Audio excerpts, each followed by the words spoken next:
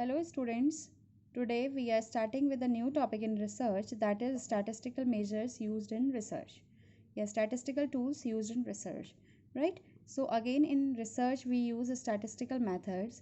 So first of all we will go through what is statistics. Statistics is a form of mathematical analysis that uses quantified models, representations and synopsis for a given set of experimental data or real life study. It means यहाँ पर हम क्या करते हैं, mathematical जो भी हमने data collect किया है उसको प्रूव करते हैं, उसमें रिलेशनशिप फाइंड आउट करते हैं और उस रिप्रेजेंट करते हैं उसे थ्रू द मॉडल्स. ठीक है. एंड जो भी हम डेटा स्टडी कर रहे हैं उसको एक्सपेरिमेंट किया जाता है. Statistics studies methodologies to gather, review, analyse and draw conclusions from data. Right. Research methodology में इसको स्टैटिस्टिक्स को क्यों यूज़ किया जाता है? टू गैदर यानी कि डेटा को कलेक्ट करना, रिव्यू करना, डेटा को स्टडी करना, डेटा को एनालाइज करना और उस डेटा में से कुछ कंक्लूजन ड्रॉ करने के लिए हम स्टैटिस्टिक्स में, रिसर्च में स्टैटिस्टिक्स यूज़ करते हैं. Right. So types of statistics which are used in research methodology is descriptive statistics and inferential statistics. Descriptive and statistics and inferential statistics. Descriptive statistics में क्या होता है, देखिए, descriptive statistics is that branch of statistics. The goal is to describe, जहाँ पर हम सिर्फ describe करेंगे. Numerical measures are used to tell about features of a set of data. यानी numbers के थ्रू हम एक data set के features define करेंगे. Right? जो हमारे पास data set आया है उसके basis पे हम अपने numbers data set के थ्रू हम क्या करेंगे, numbers के features show करेंगे. There are a number of items that belong in this portion of statistics. और कई सारी चीज़ें इसमें आती हैं, कई सारी चीज़ें कई मेथड्स के थ्रू हम इसे करते हैं. जबकि इन्फ्रेंशियल स्टैटिस्टिक्स किसके लिए होती है? इन्फ्रेंशियल स्टैटिस्टिक्स में हम कंक्लूजन ड्रॉ करके उसे जनरलाइज करते हैं. राइट. इन्फ्रेंस निकालते हैं. So in descriptive statistics which measures are basically used. The measures are average, measure of the center of a data set consisting of the mean, median, mode और mid range. ठीक है. इसमें हम measure of इसको हम बोलते हैं measure of central tendency, जिसमें हम मीन, मीडियन, मोड एंड या मिड रेंज कह सकते हैं इसे, या एवरेज भी इसे हम बेसिकली कहते हैं. Right. Second is the spread of a data set. The spread of a data set which can be measured with the range और standard deviation which is known as, इसको बोला जाता है मेजर्स ऑफ डिस्पर्जन. ठीक है. पहला हम इसमें क्या कैलकुलेट, डिस्क्रिप्टिव में हम क्या क्या मेथड्स यूज़ करते हैं? मेजर ऑफ सेंट्रल टेंडेंसी जिसे हम एवरेज बोलते हैं. Second is measures of dispersion जिसको हम रेंज बोलते हैं या स्टैंडर्ड डेविएशन बोलते हैं. ठीक है. स्प्रेड ऑफ डेटा सेट मतलब डेटा सेट हमारा कितना ज़्यादा स्प्रेड है. स्प्रेड का मतलब है कि जब हम मीन, मीडियन, मोड को यूज़ नहीं कर पा रहे हैं, इट मीन्स जब कितना स्कैटर्ड डेटा है. राइट. दैट इज कहाँ, मतलब कितना सारी पॉपुलेशन के, वो सारी पॉपुलेशन से इन्फ्लुएंस ड्रॉ करने वाला डेटा है या नहीं है. ठीक है. एक होता है डेटा जो लिमिटेड प्लेस का होता है. ठीक है. एक होता है स्कैटर्ड डेटा. तो मेजर्स ऑफ डिस्पर्जन में हम यही फाइंड आउट करते हैं. डिस्पर्स करना मतलब फैलाना, फैलाव, स्प्रेड. राइट. तो इसमें हम स्प्रेड निकालेंगे, मतलब ये चेक करेंगे कि हमारा डेटा कितना ज़्यादा क्या रेंज का है और पूरी पॉपुलेशन में कितना स्प्रेड है. Right. Third is overall description of data such as 5 numbers summary. The fourth is measurement such as skewness and kurtosis. इसको बोलते हैं measurement of skewness. measurement of skewness का मतलब होता है symmetry. lack of skewness means lack of symmetry. lack of symmetry मतलब एक जैसा जो lack of symmetry मतलब सारी चीज़ें एक जैसी नहीं होंगी. ठीक है. symmetrical and asymmetrical होता है ना. symmetry मतलब होता है एक जैसा होना एंड एसिमेट्रिकल होता है मतलब एक जैसा नहीं होना. ठीक है. सो स्क्यूनेस का मतलब होता है कि लैक ऑफ सिमेट्री. तो ये भी हम किस में चेक करते हैं? It is also checked in statistics, through statistics. Right. Next is measurement of relationship मतलब हम देखेंगे कि दो वेरिएबल्स का आपस में क्या रिलेशनशिप है. जैसे वेट एंड हाइट का क्या रिलेशनशिप है. ठीक है. तो इसको हम बोलते हैं correlation. Right. It is called correlation, जिसमें हम कोरिलेशन देखेंगे या कोवेरिएंस हम देखेंगे. बाईवेरिएट पॉपुलेशन हो सकती है, मल्टीवेरिएट पॉपुलेशन हो सकती है. इसको हम आगे पढ़ जाके पढ़ेंगे, राइट। अदर मेजर्स जो इसमें यूज़ होते हैं, और भी कई तरीके के मेजर्स हम इसमें यूज़ करते हैं, that are called to in descriptive statistics other measures which are use are called index number, time series, right, जिनको हम ग्राफ्स के थ्रू यूज़ करेंगे। Understood? So first of all we are going through the first method, the average of or measure of the center of a data set consisting of the mean, median, mode और mid range। हम सबसे पहले पढ़ेंगे the measure of central tendency। देखिए इस तरीके ये इसके methods हैं, descriptive methods, right? Measures of central tendency, measures of dispersion, measures of skewness, measures of relationship and other measures। So in our today's class we are going through the measures of central tendency। measures of central tendency you all know, you all have studied in your business statistics also, ठीक है। first is mean।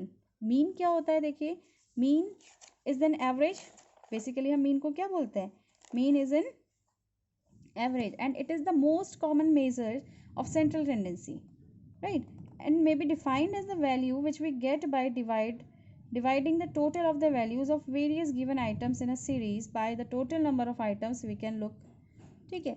इस mean का मतलब होता है कि सबसे ज़्यादा यूज़ होने वाला तरीका है मीन, ठीक है, एवरेज के लिए यूज़ होता है। एंड इसको हम कैसे कैलकुलेट करते हैं, वैल्यू कैसे निकालते हैं, जो भी हमारे आइटम्स हैं टोटल नंबर ऑफ आइटम्स का टोटल करते हैं और उसको डिवाइडेड कर देते हैं टोटल आइटम्स से, ठीक है। जैसे कि एक सीरीज़ दी गई है आपको, ठीक है, 10 20 30 40 50 60 अप टू 100, 10 से लेके 100 तक दिया हुआ है, तो 10 से लेके 100 तक जो भी आपके आइटम्स हैं आप उनको क्या करोगे, ऐड करोगे, right.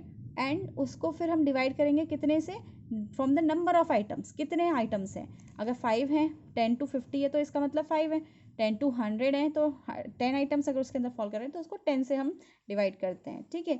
The mean is equal to the, देखिए दिखा हुआ है, the mean is equal to the sum of all values in the data set divided by the number of values, यानी सम ऑफ ऑल वैल्यूज जो हमारा data set दिया होता है, ठीक है, नंबर ऑफ आइटम्स दिए होते हैं उसको हम टोटल करते हैं and divided by the number of values in the data set, और जितनी वैल्यूज होंगी अगर वो आइटम्स हमारे पास 5 है तो 5 से डिवाइड करेंगे, 10 है तो 10 से डिवाइड करेंगे, ठीक है।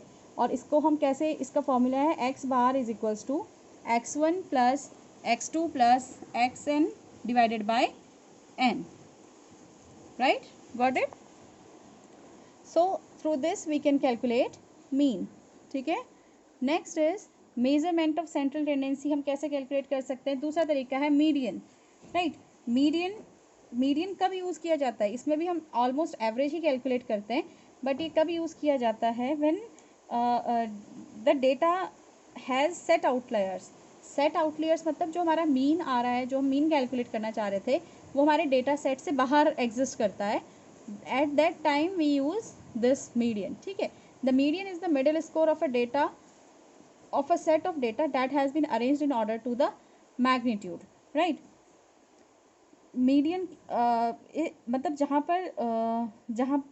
जहाँ पर मीन ओवरफ्लोड हो जाता है, जहाँ पर मीन का जो हमारा मीन आंसर आ रहा है, इफ़ दैट इज़ ओवरफ्लोड या आउटलायर्स है, यानी डेटा सेट से बाहर लाई कर रहा है, वहाँ पर हम मीडियन यूज़ करते हैं। एंड मीडियन कैसे कैलकुलेट करते हैं, देखिए the median is less affected by outliers. Median में आउटलायर्स एंड स्क्यूड डेटा से कम, मतलब स्क्यूड डेटा से कम अफेक्टेड होता है, ठीक है। अगर आपका डेटा बहुत ज़्यादा डिस्पर्स है, बहुत ज़्यादा ऐसा है कि एक बहुत छोटी अमाउंट भी है और एक बहुत बड़ी अमाउंट भी है, तो इसका मीडियन पर कोई फ़र्क नहीं पड़ता, ठीक है। जैसे कि आप देख सकते हो डेटा का एग्जाम्पल दिया हुआ है 65 55 89 56 35 14, ठीक है, अप टू 92 आप देख सकते हो इसमें, ठीक है। And the smallest is 14 and the highest is 92, यानी कि जो रेंज है दैट उसमें कहीं सिमिलैरिटी नहीं है, स्क्यूनेस नहीं है, ठीक है।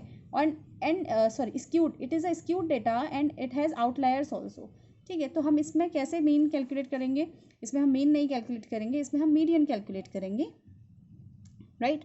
तो मीडियन कैसे कैलकुलेट करेंगे, सबसे पहले इस डेटा को हम रीअरेंज करेंगे, ठीक है। डेटा को कैसे रीअरेंज करेंगे, from smallest to the highest या largest unit.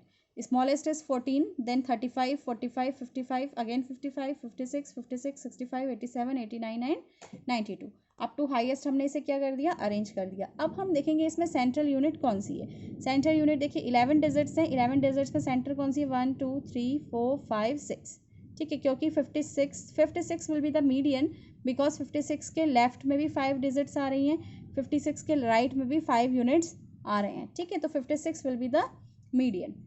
And but in case, देखिए, in case the middle mark if अगर देखिए, जैसे अभी यहाँ आपने देखा कि यहाँ पर 11 यूनिट्स थी, 11 में 5 एंड 5 में आपने डिवाइड कर दिया, जो बीच में बचा that will be the median, that is your median.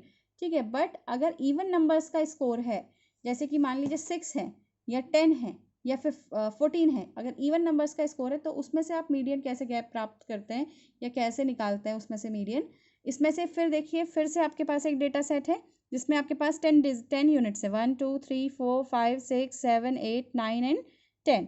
तो फिर से आप क्या करेंगे, डेटा को स्मॉलेस्ट टू द हाईएस्ट में अरेंज करेंगे, 14 35 45 55 55 56 56 65 87 एंड 89।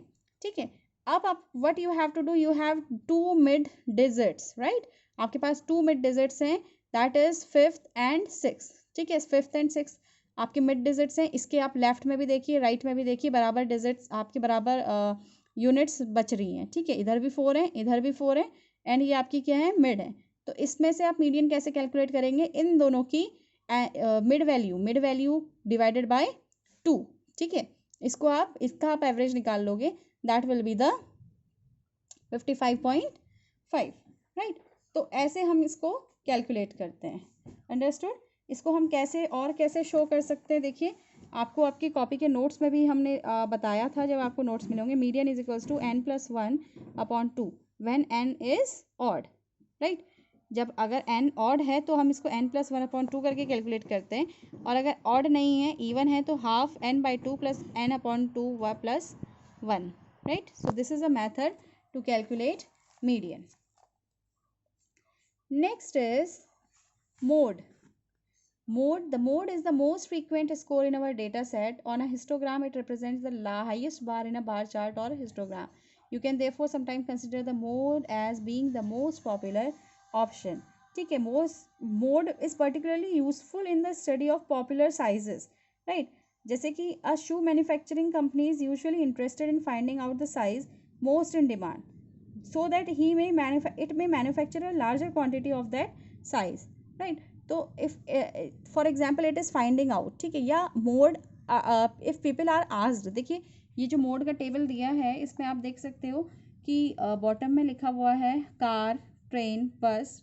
ठीक है, these are the basic modes of transportation, and if people are asked for, या people are asked to give their use of the mode of transportation, maximum people have given bus। ठीक है, तो highest histogram show the mode, आपको highest histogram आपका answer दे देगा। ऐसे ही अगर एक क्वेश्चन आता है कि एक shoe manufacture want to know that सबसे ज़्यादा किस नंबर का शू सेल आउट होता है, किस साइज नंबर का शू सेल आउट होता है मार्केट में, एंड जो वो उसके कंक्लूजन आएगा, उसकी स्टडी से जो कंक्लूजन आएगा, that will be the mode. ठीक है, तो ये this kind of study is most popular in, या मोड हम सबसे ज़्यादा किस में पॉपुलर या सबसे ज़्यादा किस में यूज़ होता है मोड, साइजेस जहाँ पर हम कैलकुलेट करते हैं, राइट। ठीक है, जहाँ पर हमें एक मोड फाइंड आउट करना पड़ता है, एक मोड मीन्स एक तरीका फाइंड आउट करना पड़ता है, right. Okay class, thank you.